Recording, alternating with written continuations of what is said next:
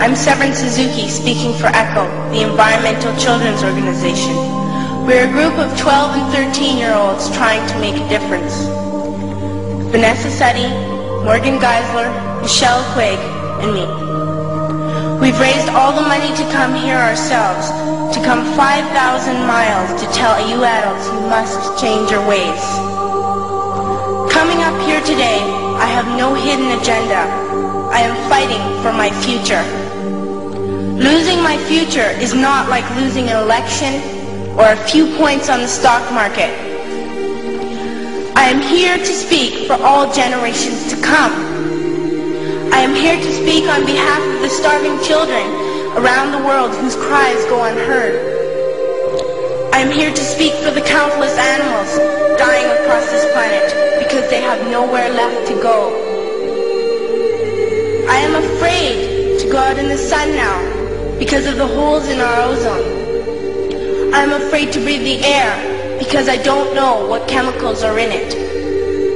I used to go fishing in Vancouver, my home, with my dad, until just a few years ago we found the fish full of cancers.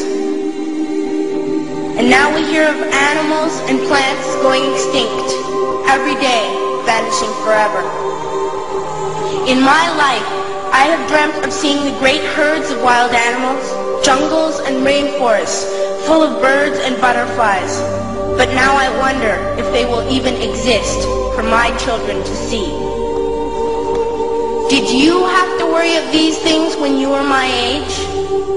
All this is happening before our eyes, and yet we act as if we have all the time we want and all the solutions.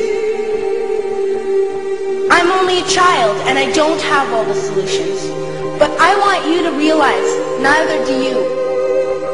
You don't know how to fix the holes in our ozone layer. You don't know how to bring the salmon back up a dead stream. You don't know how to bring back an animal now extinct. And you can't bring back the forest that once grew where there is now a desert. If you don't know how to fix it, please stop breaking it.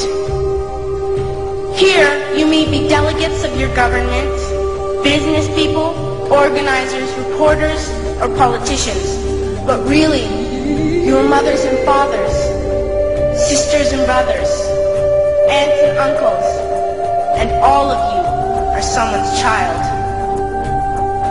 I'm only a child, yet I know we are all part of a family, 5 billion strong, in fact 30 million species strong, and borders and governments will never change that.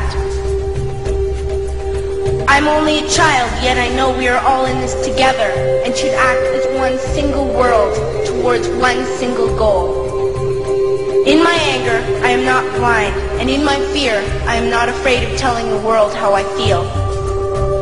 In my country, we make so much waste. We buy and throw away, and yet northern countries will not share with the needy. Even when we have more than enough, we are afraid to share. We are afraid to let go of some of our wealth. In Canada, we live the privileged life, with plenty of food, water, and shelter. We have watches, bicycles, computers, and television sets. The list could go on for 2 days. 2 days ago, here in Brazil, we were shocked when we spent time with some children living on the streets. This is what one child told us. I wish I was rich. And if I were, I would give all the street children food, clothes, medicines, shelter, and love and affection.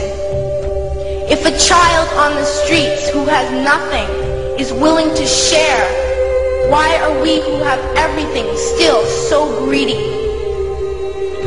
I can't stop thinking that these are children my own age, that it makes a tremendous difference where you are born. That I could be one of those children living in the favelas of Rio. I could be a child starving in Somalia, or a victim of war in the Middle East, or a beggar in India. I am only a child, yet I know if all the money spent on war was spent on finding environmental answers, ending poverty, and finding treaties, what a wonderful place this earth would be. school, even in kindergarten, you teach us how to behave in the world.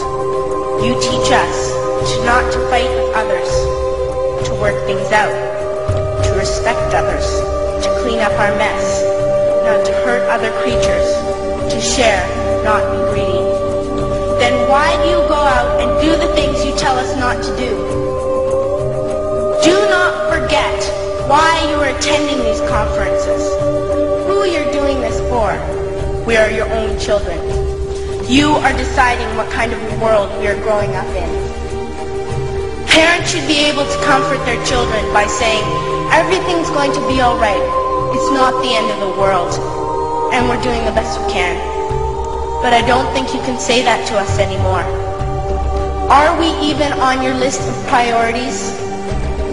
My dad always says, you are what you do, not what you say. Well, what you do makes me cry at night. You grown-ups say you love us, but I challenge you, please, make your actions reflect your words. Thank you.